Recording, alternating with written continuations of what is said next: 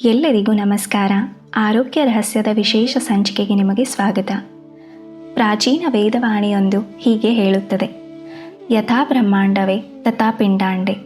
ಅಂದರೆ ಈ ವಿಶಾಲ ಬ್ರಹ್ಮಾಂಡದಲ್ಲಿ ಏನೆಲ್ಲ ಇದೆಯೋ ಅದು ಈ ಕಿರು ಶರೀರದಲ್ಲೂ ಅಡಗಿದೆ. ಈ ಶರೀರವೆಂಬ ದೇವಸ್ಥಾನದ ಅತ್ಯಂತ ನಿಗೂಢ ಶಕ್ತಿಯುತ ಮತ್ತು ಕೇಂದ್ರ ಬಿಂದುವೆ ನಾಭಿ ಅಥವಾ ಹೊಕ್ಕಳು ಎಂದು ಕರೆಯುತ್ತಾರೆ.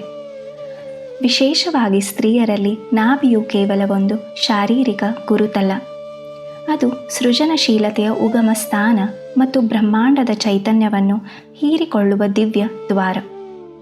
ಇಂದು ನಾವು ವಿಜ್ಞಾನ ಮತ್ತು ಆಧ್ಯಾತ್ಮದ ತಕ್ಕಡಿಯಲ್ಲಿ ನಾಭಿ ಮಂಡಲದ ಅಜ್ಞಾತ ರಹಸ್ಯಗಳನ್ನು ತಿಳಿಯೋಣ.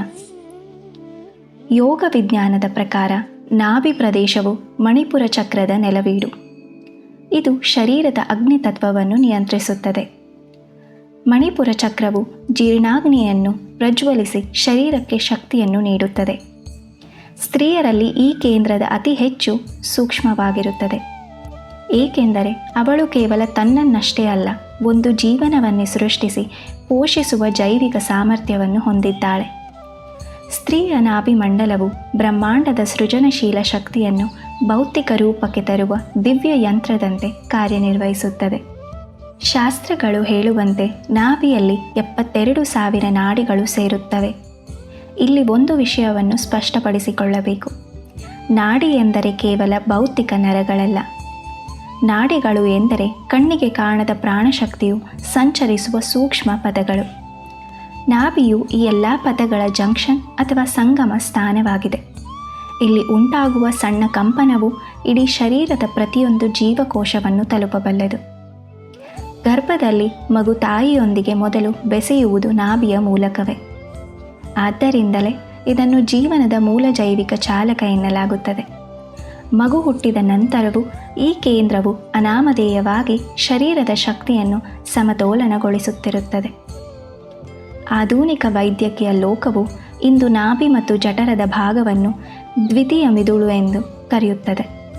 ನಮಗೆ ಆನಂದವನ್ನು ನೀಡುವ ಸಿರಟೊನಿನ್ ಎಂಬ ರಸದೂತವು 75% ನಮ್ಮ ಜಠರ ಮತ್ತು ನಾಭಿಯ ಸುತ್ತಲಿನ ನರಮಂಡಲದಲ್ಲೇ ಉತ್ಪತ್ತಿಯಾಗುತ್ತದೆ. ಆದ್ದರಿಂದಲೇ ನಾಭಿಮಂಡಲವು ಆರೋಗ್ಯವಾಗಿದ್ದರೆ ಮಾತ್ರ ಮನಸ್ಸು ಪ್ರಸನ್ನವಾಗಿರುತ್ತದೆ. ವಿಜ್ಞಾನದ ಪ್ರಕಾರ ಪ್ರತಿಯೊಬ್ಬ ವ್ಯಕ್ತಿಯ ನಾಭಿಯಲ್ಲಿ ಸಾವಿರಾರು ವಿಧದ ವಿಶಿಷ್ಟ ಸೂಕ್ಷ್ಮಾಣು ಜೀವಿಗಳಿರುತ್ತವೆ. ಇದು ವೈದ್ಯಕೀಯ DNA ವಿಶಿಷ್ಟವಾಗಿದ್ದು, ಒಬ್ಬರ ನಾಭಿಯ ಪರಿಸರಕ್ಕೂ ಮತ್ತೊಬ್ಬರಕ್ಕೂ ಸಾಮ್ಯತೆ ಇರುವುದಿಲ್ಲ. ನಾಭಿಗೆ ಎಣ್ಣೆ ಹಚ್ಚುವುದು ಕೇವಲ ಸಂಪ್ರದಾಯವಲ್ಲ, ಅದಕ್ಕೊಂದು ಬಲವಾದ ಜೈವಿಕ ಕಾರಣವಿದೆ. ನಾಭಿಯ ಚರ್ಮದ ಅಡಿಯಲ್ಲಿ ಹಳೆಯ ರಕ್ತನಾಳಗಳ ಕುರುಹುಗಳಿರುತ್ತವೆ. ಎಣ್ಣೆಯು ಇಲ್ಲಿ ಹೀರಲ್ಪಟ್ಟಾಗ ಅದು ನೇರವಾಗಿ ನರಮಂಡಲವನ್ನು ತಲುಪುತ್ತದೆ. ಶುದ್ಧ ಹಸುವಿನ ತುಪ್ಪ ಹಚ್ಚುವುದು. ಕಣ್ಣಿನ ದೃಷ್ಟಿ ಮಂದವಾಗಿದ್ದರೆ ಅಥವಾ ತುಟಿಗಳು ಒಣಗುತ್ತಿದ್ದರೆ ಪ್ರತಿದಿನ ರಾತ್ರಿ ನಾಭಿಗೆ ತುಪ್ಪ ಹಚ್ಚಿ. ಇದು ಓಜಸ್ಸನ್ನು ವೃದ್ಧಿಸುತ್ತದೆ. ಹರಳೆಣ್ಣೆ ಹಚ್ಚುವುದು. ಸ್ತ್ರೀಯರ ಮಾಸಿಕ ಚಕ್ರದ ಸಮಯದಲ್ಲಿ ಉಂಟಾಗುವ ನೋವು ಮತ್ತು ಮಲಬದ್ಧತೆಗೆ ಇದು ರಾಮಬಾಣ. ಬೇವಿನ ಎಣ್ಣೆ ಹಚ್ಚುವುದು.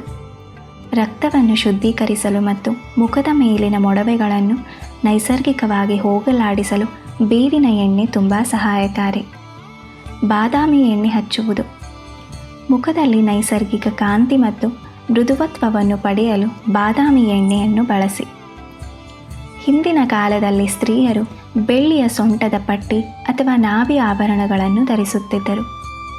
ಬೆಳ್ಳಿಯು ಶೀತಲ ಲೋಹವಾಗಿದ್ದು, ಅದು ನಾಭಿಯ ಅತಿಯಾದ ಉಷ್ಣತೆಯನ್ನು ಹೀರಿಕೊಳ್ಳುತ್ತದೆ ಮತ್ತು ಮಣಿಪುರ ಚಕ್ರದ ಶಕ್ತಿಯು ಚದುರಿ ಹೋಗದಂತೆ ಸಂರಕ್ಷಿಸುತ್ತದೆ. ಇದು ಕೇವಲ ಸೌಂದರ್ಯಕ್ಕಲ್ಲ, ಶಕ್ತಿಯ ರಕ್ಷಣೆಗಾಗಿ ರೂಪಿಸಿದ ವಿಜ್ಞಾನ. ಪುರಾಣಗಳ ಪ್ರಕಾರ ಸೃಷ್ಟಿಕರ್ತ ಬ್ರಹ್ಮದೇವನು ಉದಯಿಸಿದ್ದು ಭಗವಾನ್ ವಿಷ್ಣುವಿನ ನಾಭಿಕಮಲದಿಂದ. ಅಂದರೆ ಶೂನ್ಯದಿಂದ ಸೃಷ್ಟಿಯು ಆರಂಭವಾಗುವ ಕೇಂದ್ರವೇ ನಾಭಿ. ಸ್ತ್ರೀಯು ಈ ಸೃಷ್ಟಿ ಕ್ರಿಯೆಯ ಸಾಕ್ಷಾತ್ ರೂಪವಾಗಿದ್ದಾಳೆ. ನಿಮ್ಮ ಆಂತರಿಕ ಶಕ್ತಿಯನ್ನು ಜಾಗೃತಗೊಳಿಸಲು ಪ್ರತಿದಿನ ಬೆಳಿಗ್ಗೆ ಈ ದೇವಿ ಮಂತ್ರವನ್ನು ಸ್ಮರಿಸಿ ನಾಭಿಯ ಮೇಲೆ ಧ್ಯಾನ ಮಾಡಿ. ಯಾ ದೇವಿ ಸರ್ವಭೂತೇಷು ಶಕ್ತಿರೂಪೇಣ ಸಂಸ್ಥಿತ ನಮಸ್ತಸ್ಸೈ ನಮಸ್ತಸ್ಸೈ ನಮಸ್ತಸ್ಸೈ ನಮೋ ನಮಃ. ಈ ಮಂತ್ರದ ಅರ್ಥ, ಸಕಲ ಜೀವರಾಶಿಗಳಲ್ಲಿ ಶಕ್ತಿಯ ರೂಪದಲ್ಲಿ ನೆಲೆಸಿರುವ ಆ ದಿವ್ಯ ಚೈತನ್ಯಕ್ಕೆ ನನ್ನ ಅನಂತ ನಮನಗಳು. ಪ್ರತಿದಿನ 10 ನಿಮಿಷಗಳ ಕಾಲ ಬೆನ್ನನ್ನು ನೇರವಾಗಿಟ್ಟು ಕುಳಿತು ನಿಮ್ಮ ಗಮನವನ್ನು ನಾಭಿಯ ಮೇಲಿಟ್ಟು ದೀರ್ಘವಾಗಿ ಉಸಿರಾಡಿ. ಇದು ನಿಮ್ಮ ಆತ್ಮವಿಶ್ವಾಸವನ್ನು ಮತ್ತು ನಿರ್ಧಾರ ತೆಗೆದುಕೊಳ್ಳುವ ಸಾಮರ್ಥ್ಯವನ್ನು ಅದ್ಭುತವಾಗಿ ಹೆಚ್ಚಿಸುತ್ತದೆ. ಗಮನವಿರಲಿ ಸ್ನೇಹಿತರೆ, ನಾಭಿ ಚಿಕಿತ್ಸೆಯು ಒಂದು ಪೂರಕ ಜೀವನ ಶೈಲಿಯಾಗಿದ್ದು, ತೀವ್ರ ಸ್ವರೂಪದ ಆರೋಗ್ಯ ಸಮಸ್ಯೆಗಳಿದ್ದಲ್ಲಿ ತಜ್ಞ ವೈದ್ಯರ ಸಲಹೆಯನ್ನು ಪಡೆಯುವುದು ತುಂಬ ಅತ್ಯಗತ್ಯ. ನೋಡುತ್ತರಲ್ಲ ಸ್ನೇಹಿತರೆ, ನಾಭಿಯು ಕೇವಲ ಶರೀರದ ಒಂದು ಭಾಗವಲ್ಲ, ಅದು ನಿಮ್ಮ ಅಸ್ತಿತ್ವದ ಮೂಲಧಾತು. ಪ್ರತಿಯೊಬ್ಬ ಮಹಿಳೆಯು ತನ್ನೊಳಗೆ ಒಂದು ಬ್ರಹ್ಮಾಂಡವನ್ನೇ ಧರಿಸುವ ಶಕ್ತಿಯನ್ನು ಹೊಂದಿದ್ದಾಳೆ. ಈ ದಿವ್ಯ ಕೇಂದ್ರವನ್ನು ಗೌರವಿಸಿ, ಸರಿಯಾದ ಆಹಾರ ಮತ್ತು ನೈಸರ್ಗಿಕ ಚಿಕಿತ್ಸೆಗಳ ಮೂಲಕ ನಿಮ್ಮ ಶಕ್ತಿಯನ್ನು ಸಂರಕ್ಷಿಸಿಕೊಳ್ಳಿ. ಈ ಆಳವಾದ ಜ್ಞಾನವು ನಿಮ್ಮ ಜೀವನದ ದೃಷ್ಟಿಕೋನವನ್ನು ಬದಲಿಸಿದ್ದರೆ ಈ ವಿಡಿಯೋವನ್ನು ಲೈಕ್ ಮಾಡಿ ಮತ್ತು ನಿಮ್ಮ ಕುಟುಂಬ ಹಾಗೂ ಪ್ರತಿಯೊಬ್ಬ ಮಹಿಳೆಯೊಂದಿಗೆ ಹಂಚಿಕೊಳ್ಳಿ. ನಾಭಿ ಚಿಕಿತ್ಸೆಯ ಬಗ್ಗೆ ನಿಮ್ಮ ಅನುಭವ ಅಥವಾ ಪ್ರಶ್ನೆಗಳನ್ನು ಕಮೆಂಟ್ ಬಾಕ್ಸ್ನಲ್ಲಿ ತಿಳಿಸಿ. ಇಂತಹ ಇನ್ನಷ್ಟು ಆರೋಗ್ಯ ಸಲಹೆಗಳಿಗಾಗಿ ನಮ್ಮ ಆರೋಗ್ಯ ರಹಸ್ಯ ಚಾನೆಲ್ಗೆ ಸಬ್ಸ್ಕ್ರೈಬ್ ಆಗಲು ಮರೆಯಬೇಡಿ. ಆರೋಗ್ಯವೇ ಭಾಗ್ಯ. ಧನ್ಯವಾದಗಳು.